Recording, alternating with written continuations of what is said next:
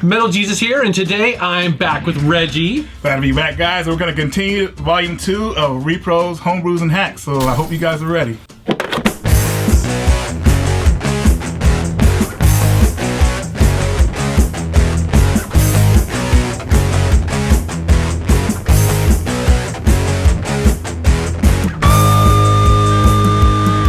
Start off here with, I think, one of the biggest homebrews in a while.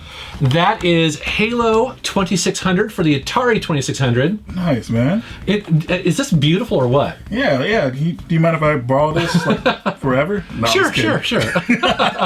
No, this is really cool, man. I like how they did the box art and everything. And how's the game? Well, so it's an Atari game, okay, and they're trying to do a version of Halo on Atari. So.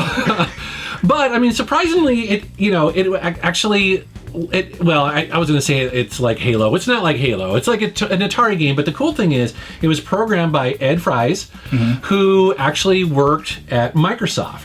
He was always interested in making, like old Atari 2600 games, and this is the result. Definitely one of the jewels of my collection. Oh, that was good of them to do that. Yeah. So next up, I kind of wanted to talk about Asteroids on the Atari 2600. Now, this isn't an official, this was the original version that I got as a kid. Right. But the thing about Asteroids, though, is that, yes, this is an okay version, but it's not as good as the arcade.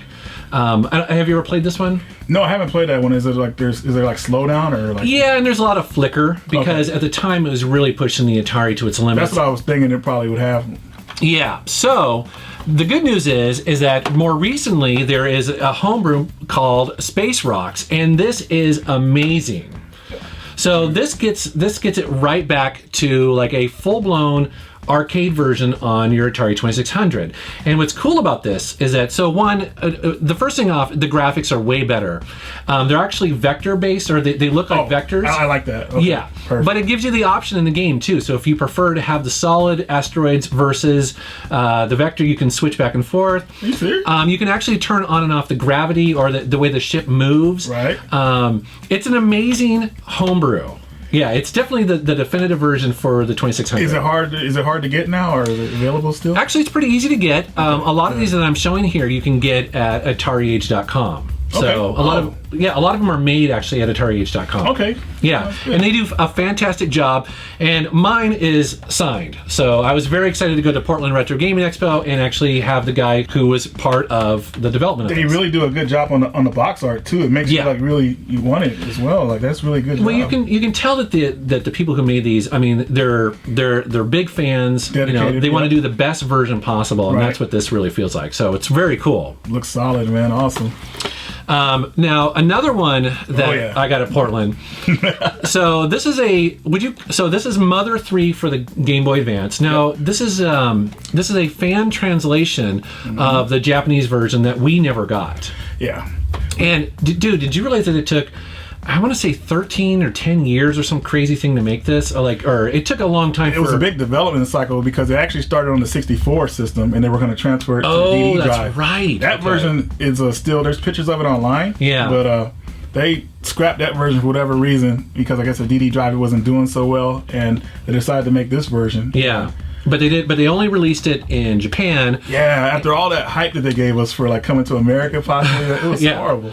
Well, this is a great version of it. I've actually played quite a bit of it, and it's fantastic. To be honest, actually, this is one of, I don't own Earthbound, and so this is my first taste of this series. Good experience then. So good.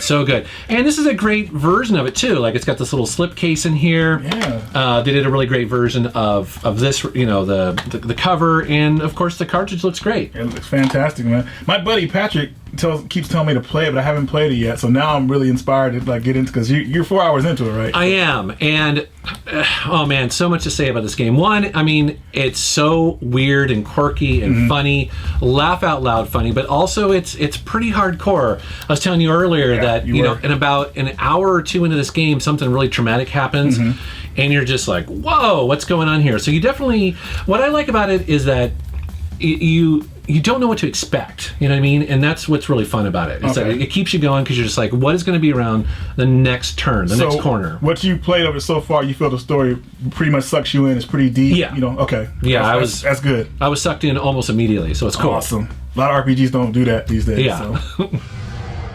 This is Monster World 4. Now this game, the first 3 came out for, I think one came out for the Sega Master System. I think the first 3 came out for the Sega Master System. But this one didn't come out over here in America, and somebody fan translated it. So this game is pretty awesome. I mean, it's a great platform. It's like a platform RPG kind of. I would say maybe closely to like Zelda 2 in a way. Yeah. I haven't played that much of it, but what I did play of it was really fun, and I'm happy to own it. I got sucked into this game big time when we were capturing the footage. How many hours do you think you put into it? Well, I had to cut myself off because I had other games to capture, but I was amazed by this game. I actually really enjoyed it because the graphics are beautiful. I really liked how it dealt with the planes. Like you could go in and out of tents, and then you would go down, and then you would, you know what I mean? It's like this kind of really cool dynamic to add depth to the levels. But then I also found that the difficulty was perfect for me because I get frustrated quickly. And me too, and that's good for me. You know, like I don't have patience like I used to, so that's good. That it's not that hard. So awesome. Yeah, actually, I was like, I need to have a copy of this game. Okay. Yeah, I'm definitely gonna get one for my collection as well. Sweet, man. Yeah. Next game we'll go into was a game that was really hard for me to get, and the way I had to get it, I bought it. It was a kind of like a pre-buy. When you pay full price for it, and you wait to get it like months later. End up taking a year, but Nightmare Busters from a Super Fighter team. Now this game pretty much plays like a run and gun type game. 2-player co-op. It has like an arcade type continue system, so if you lose all your lives on one go, you get to continue right on the same spot, which a lot of Super Nintendo games don't do. They make you start at the beginning of the level. The game was canceled back in '94 for unknown reasons, because of the next generation systems coming out at the time. But the man at Super Fighter team was able to get the rights to the game and release it. So such a stunning game. Yeah, like definitely. When I first fired this up, I was just like, wow, it feels like a late release game because you can tell like they know how to program for the hardware. Yes, exactly. Yeah, I mean, definitely a beautiful game. And this box, again, it's like, holy, this feels like a brand new box. I know, right? And the manual and everything, and like everything, it's just really cool to have that. And a weird thing about it is the game is like it's kind of hard. Yes. I'm not gonna. It's a tough game, but if you have 2 people playing it, man, this game's a breeze. But if you're playing by yourself, it might be kind of tough because the way you shoot in the game, you can't do it at angles. You do either up, down, or sideways. So that's one of the downfalls about it. But still, bring a friend. Yeah, definitely. But still a good game to add to the collection. Definitely. Yeah, really neat. Another game, Twinkle Tail. Excuse me. This game is really cool too. It's I would say it's more like a shmup, but it's a shmup type where you walk around and shoot things. And it reminded me of Rambo or like, oh crap, what was that game in arcades where you're kind of like Rambo? I don't say Contra. No, it's Commando. Yes. Perfect. Plays like that, but this one is a lot better, of course. But the game is hard. I much as I like the game, it's been translated in English for us. It's just, I don't know if it's just me or I'm losing my edge. I'm trying hard, but I couldn't get past a rock monster in the first level. So I'm gonna play more a little bit later. Definitely, I liked how you could cycle through the different attacks, which is really handy. So because like at certain points I was getting kind of the homing magic attack, and then you can do this big screen clearing attack. So it reminded me of a shmup that way. But then again, like you're moving around. So super cool game. I was really impressed. Definitely got a learning curve, but if with time, you'll play it. I think so. Yeah. So. All right. So next up, we're going to go back to the Atari 2600. I want to talk about a homebrew called Falldown.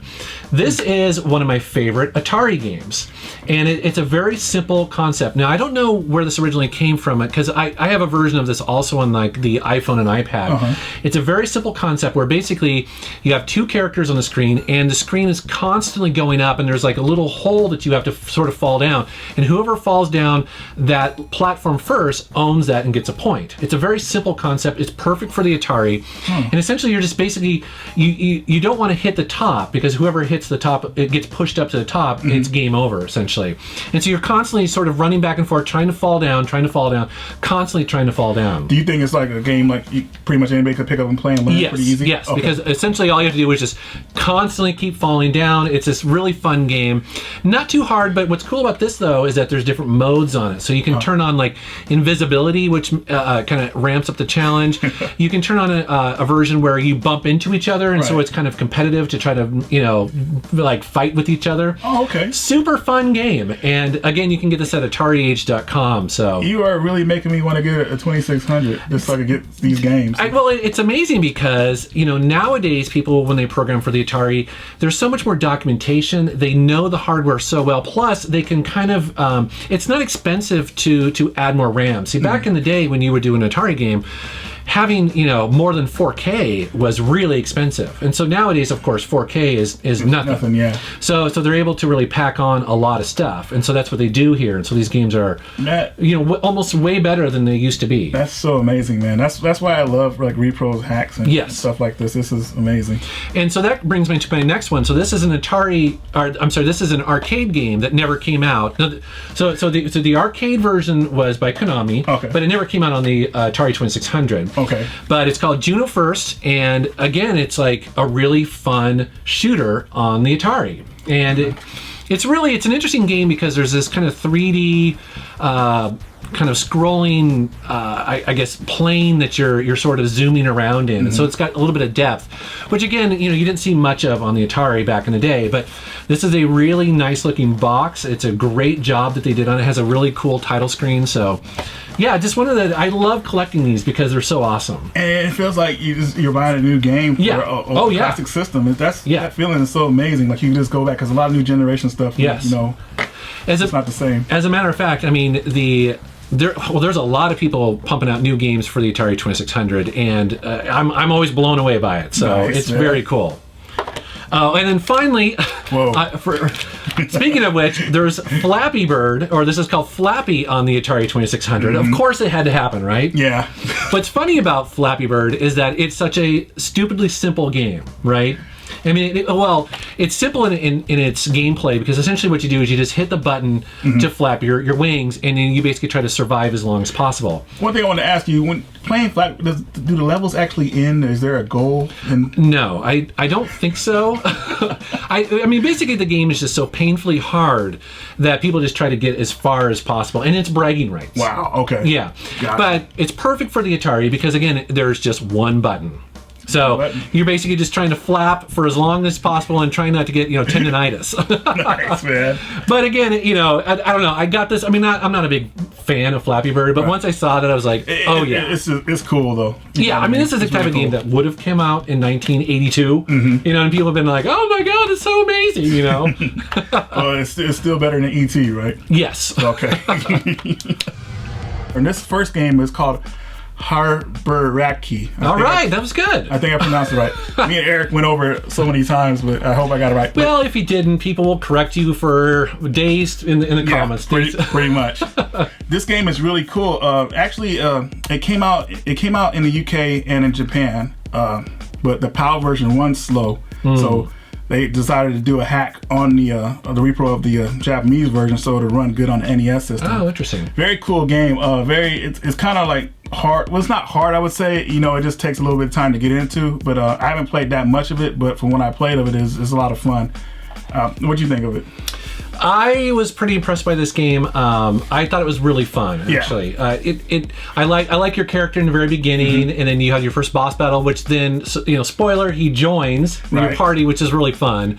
And I just felt like this game had a really nice kind of vibe to it. It just was very, pleasant. It was cool. Yeah, definitely. It has a funny sense of humor to it too. Yes. So there's a part in the game where you're like climbing a ladder or some kind of thing, but when you climb up, you realize it's some kind of monster's tongue that you're pulling up on. Yes, in the very beginning. It's like, what the?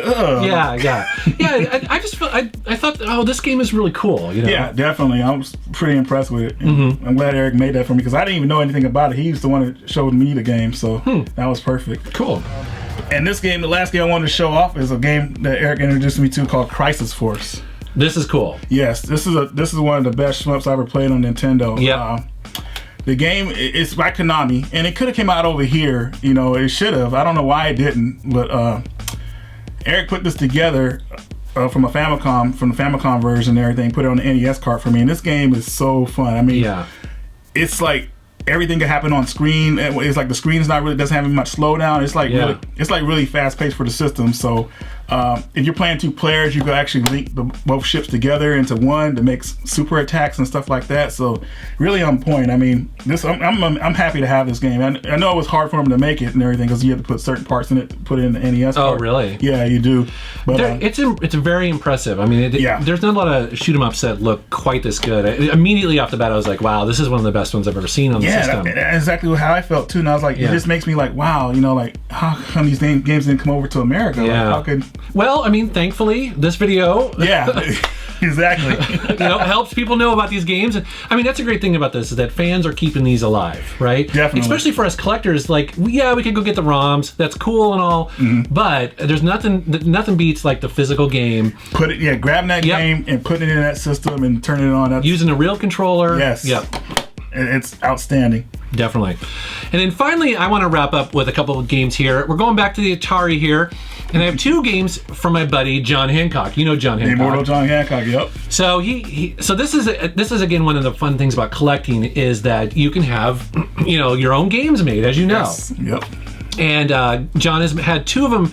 He works with another guy who actually does a lot of the programming, but essentially this is Game Panic, and he sold this one recently at Portland Retro Gaming Expo. Yep. And what's really interesting about this is that it's his game room, but he designed it to be kind of like those old Tiger LCD. Yeah, like the Game & Watch type. Yes, okay. Exactly. So if it looks kind of jerky on the screen, that's because it's meant to be that way. It's moving in stages, and that actually adds to the challenge. But essentially, it's all about his game room, and you're just simply trying to get from one end to the other. It's a pretty cool little game. I mean, they really got John's expression on that cover. Yeah, I know. Isn't that awesome? And then previously, John had done another game, and that is called Road Warriors. Now, I want to point this one out because this shows some of the love and care that can go into these games, and specifically this one. What's neat is that, so of course he has the cartridge here and he signed it, which is kind of neat, but also he included like cars because it's a driving game with a little stand that you can put them on. Soundtrack, which actually my band is on. Nice. So everyone who bought one of these has this on here.